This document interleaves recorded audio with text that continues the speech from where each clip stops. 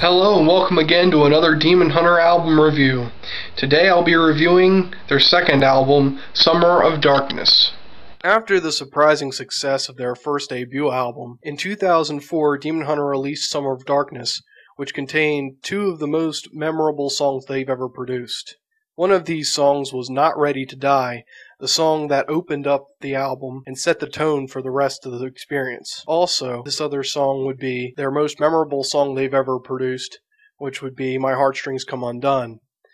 Most people who didn't even really like metal all that much and didn't really care for any of their screaming in any of their songs got to hear My Heartstrings Come Undone, and they really started to get a better feel for, the message of Demon Hunter.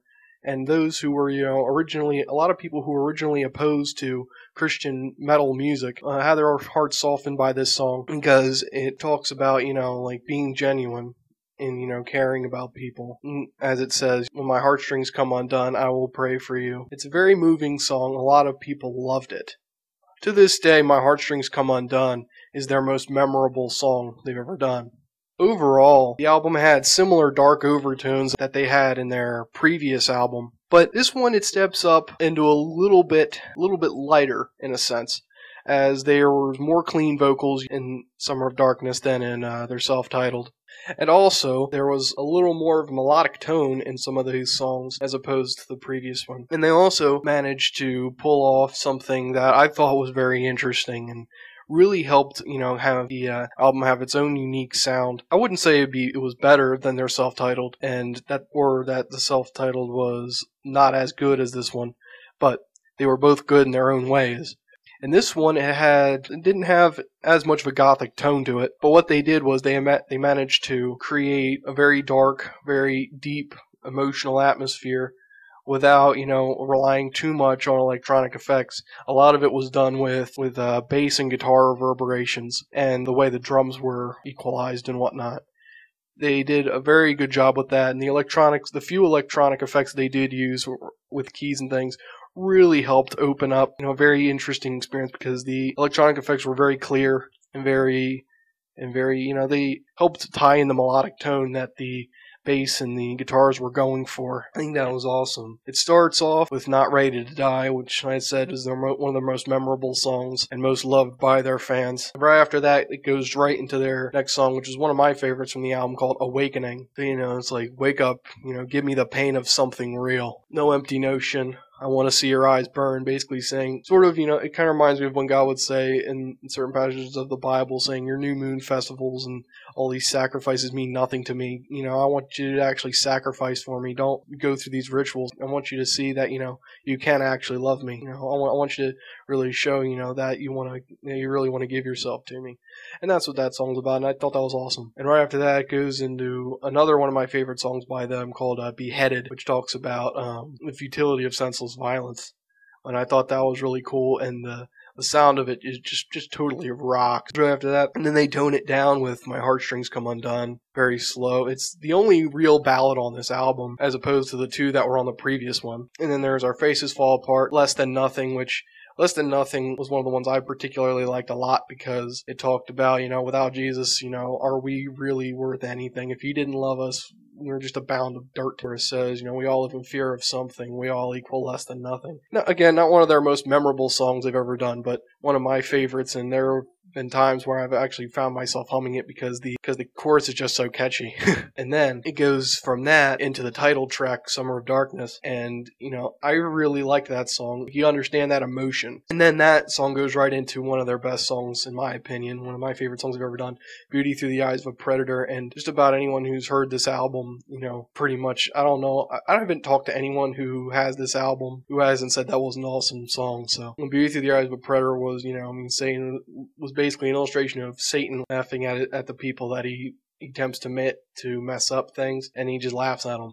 It's like, look at you, look what you did to yourself, I'm laughing at you now. So that's the sort of thing they're trying to illustrate there, and the sound is just incredible on that song. And I think the message was really cool too. It was very inspiring in the sense, it's like, this is, the devil doesn't want us to be happy. He wants us to bleed and be upset all the time, and he just wants to laugh at us. So it's like, okay, we gotta fight this, and then that goes from that into Annihilate the Corrupt, and then I Play Dead, which later became to be known as one of their most loved songs, but they don't really play it all that often for some reason. It starts off where you think it sounds kind of like a ballad, but then it goes straight into the heavy sound. I invite you to go find and listen to it if you haven't already. It's definitely one of their better songs. You know, it's touched a lot of people who listen to it. And then there's Everything Was White, Coffin Builder, and then there's Latest and the Last, one of the best songs on this album. It really helps tie in the end of it, basically saying, you know, I mean, Jesus was basically it.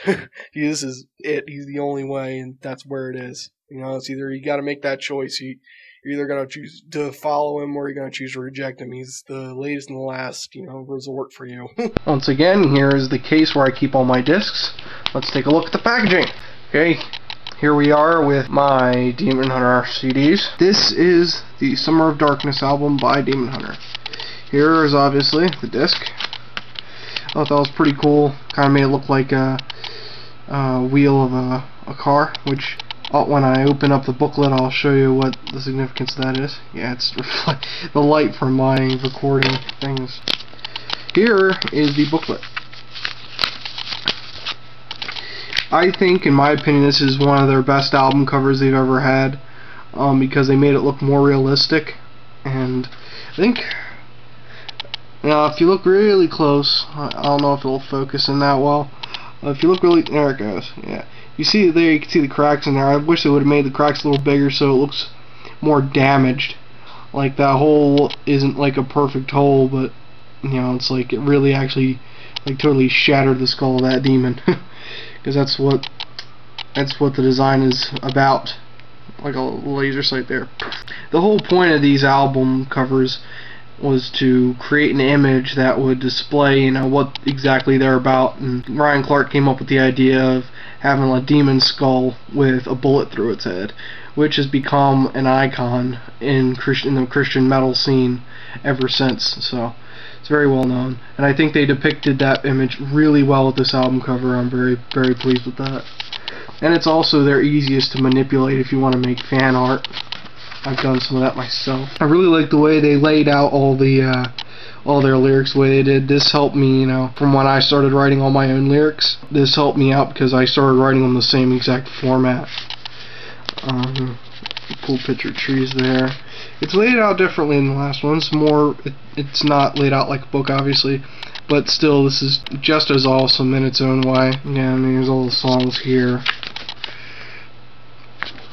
And then, you know, that picture there. I think these pictures really helped us tie in the effect of like this burning black and white sort of feel, and you know, and the heavy emphasis on all dark colors. That's Don Clark, if you didn't know already. That's the car. You know, that car is like sort of significant in this in the packaging of this one. Our particular copy came out and you can barely read that, so it took me a while when I was actually trying to read through the album as I was listening to it. It's a picture of Ryan Clark, one of the best in my opinion. I still thought he looked better with a bigger beard, but he doesn't grow it out that often. Grow it out that big. I mean, that's the car again. And that's just an awesome picture right there. I like that. Two awesome pictures, really. And that is their old drummer. The drummer from their first two albums, obviously. Another great picture. Some again. And the pictures in here were very well done. I really liked them.